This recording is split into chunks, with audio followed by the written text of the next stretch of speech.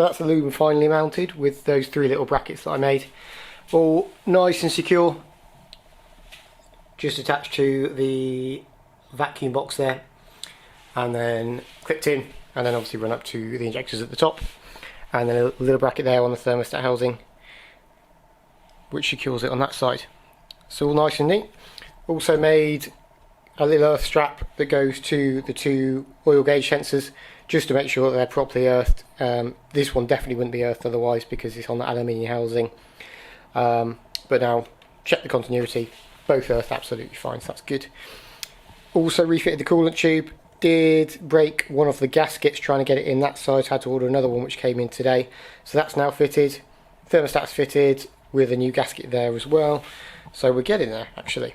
What I'm doing at the moment, or just about to do, is cutting my timing belt cover, the top section of the timing belt cover, so I can access and obviously show off my lovely skunk 2 pulleys.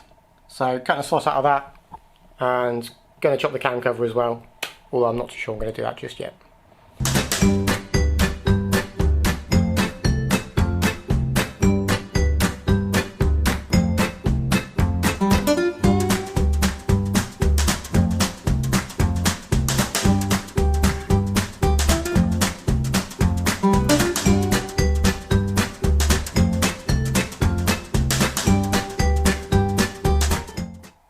Well, I think that looks pretty good actually. Cheeky little skunk 2 pulleys poking out there. Fairly neat as well. As I said, I will cut the cam cover, but it needs to come off and get repainted. I'm going to get an AN10 port welded on the standard breather so I can run that back to the catch can. So I should cut that at the same time when it's off, before it's painted obviously. I did go on a little bit of a roll after I'd done that, which I didn't film, but as you can see, there is now a gearbox attached to the engine. It is looking proper right now. So, routed all the wiring to the sensors on the box, just made sure it ran nicely. I've also touched in a few of the bolts which are a bit rusty, that obviously weren't painted when the box was painted. So pretty much ready to drop in. Another quick fix then. I've just trimmed up and refitted the VIN plate in the engine bay. I know a lot of people don't refit these after they've tidied up the engine bay, but I like it. Obviously brings a bit of originality back into the vehicle, and to be fair, not a great deal of originality in this car anymore. And it's just a cool colour. Really sets off the AN fittings, the blue and the red in the AN fittings, just adds a little bit of colour into the bay. I'm talking of colour, giving some of the lights a bit of a makeover. First off, the indicators, just sanded off the writing that always just collects polish and given them a bit of JDM amber tint. I reckon JDM cars, Japanese cars, especially white ones, just look way better with amber corners. So I've gone with that, and whilst I was there, ambered up the top of the lights as well, because I've never really liked the way the reflectors, or sorry, the reverse lights sit in these right in the corner. Just think it makes the car look a little bit cross-eyed from behind, so yeah. Threw a bit of amber on those. Do need to get some lacquer put on them, which I'm going to get done at Motorfix, because proper gun lacquer baked off in a spray booth is always way more durable than anything that comes out of an aerosol. So I'll get that done, chuck them back on, and it should smarten the car up nicely. So my friend Shaden's due over tomorrow evening with his engine crane, so we can finally get the engine chucked in the front of this thing. But I've just been moving stuff around in the garage, got the engine at the front, in the front of the car, and got the car back and tidied stuff up. I reckon we may potentially be able to do it without him. I'm going to give it a damn good go anyway.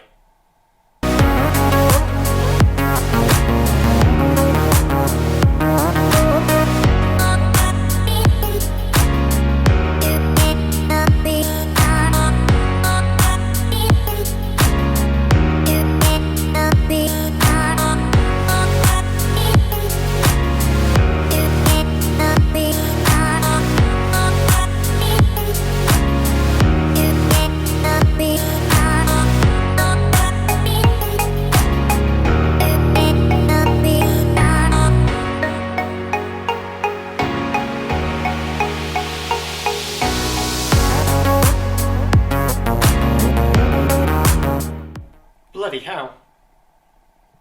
It worked. Why didn't I do that 2 weeks ago?